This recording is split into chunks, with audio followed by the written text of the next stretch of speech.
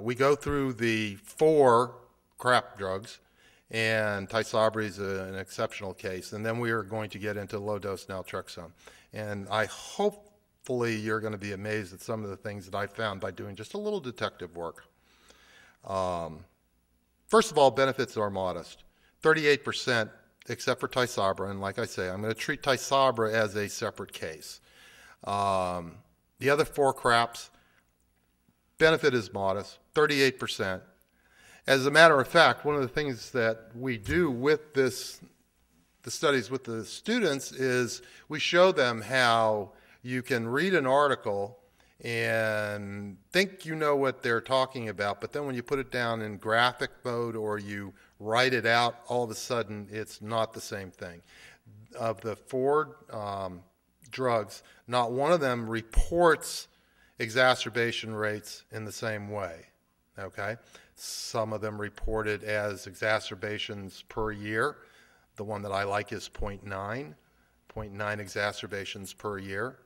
I've asked several people. Nobody that I've asked has ever had a 0.9 exacerbation.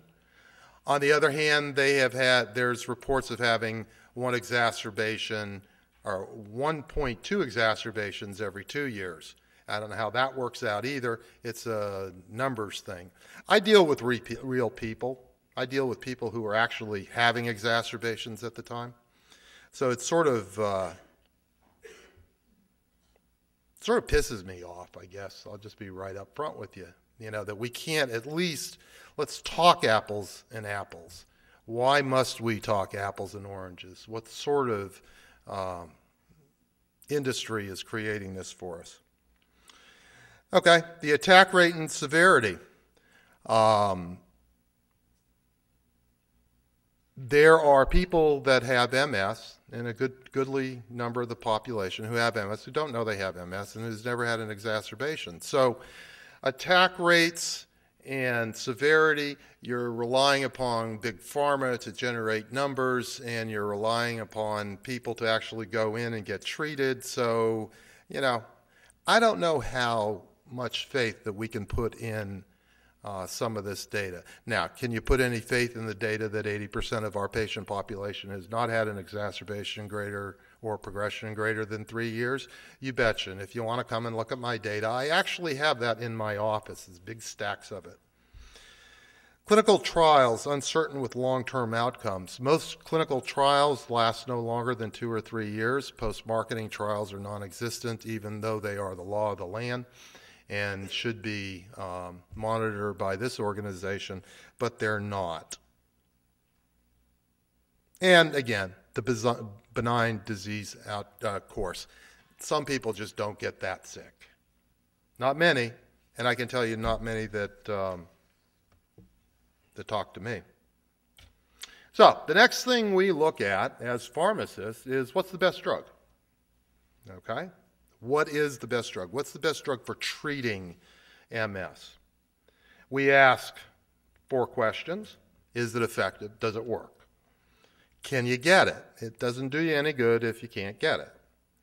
Can you afford it? It also does you less good if you can't afford it, because then you get angry because, you know, here's a drug that's supposed to be able to cure me and I can't afford it. And is it easy to use? The great flu-like symptoms. Okay. Is it effective? You got to ask some questions about the studies, though. You can't just say, well, yeah, it's effective because the drug company said it is. I don't think 38% is an effective rate, but that's just me. So when you look at the study, what do you say? Is the primary clearly defined? Okay, is your primary outcome, is what you want to study clearly defined? Have you had an exacerbation? Yes, no.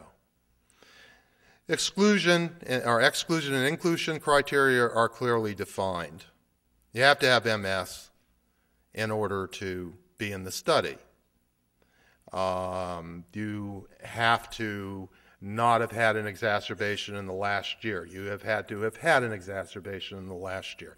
This exclusion criteria and exclusion criteria is really up to the people that write the papers. Do you have adequate accounting for dropouts and crossovers? Okay, Are there, you start out with 100 patients and 15 of them drop out because they can't stand the side effects. Do you account for that? I mean, do you in your paper say that these people dropped out for this specific reason? Tysabra is an interesting one, and we'll get to that as time goes on. Are we comparing apples and apples across the groups? Or are we comparing apples and oranges across the groups? You got to compare apples and apples or oranges to oranges, but don't compare apples to oranges because it doesn't make any sense. There should be some sort of standard, okay? And this is where the scientists should come in, because I am just a pharmacist. You get all the data, you meet all these criteria, you get all the data, and, you can be objective to a point. In philosophy class, I was taught that the final decision is always going to be a subjective decision. Always, and no matter what you do. So let's look at the subjective analysis of the data. And let's keep this in mind because we're going to be looking at these trials. Number one, negative results from small trials provide little assurance that a true treatment effect has not been missed. What does that mean? Just because the trial is small and didn't see something doesn't mean that it doesn't exist. It is a double negative and they don't exist, so you have to have a positive. Okay? Just because you didn't find it doesn't mean it isn't there. It's uncertain which outcome measures correlate best with future function, and that's really true with MS.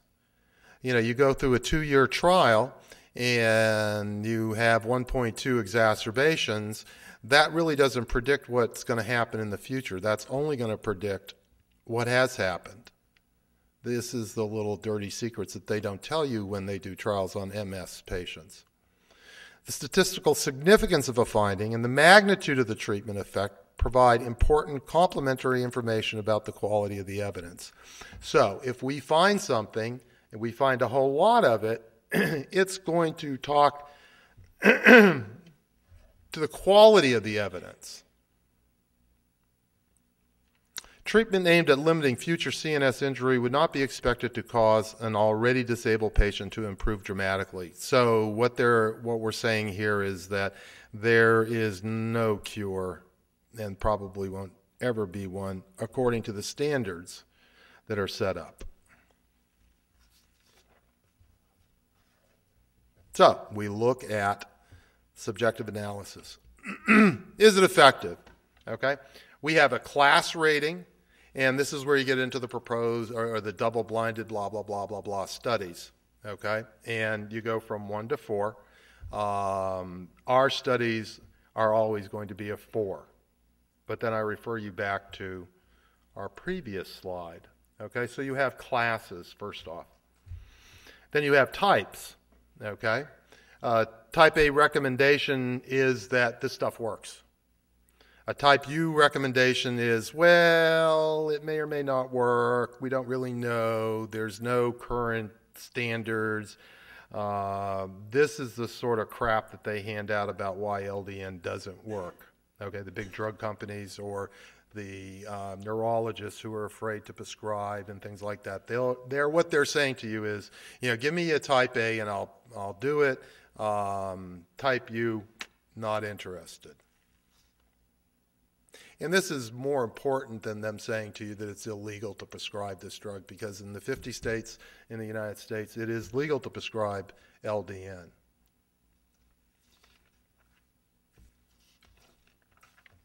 Okay, so now let's translate all this garbage that I've been talking about. Okay?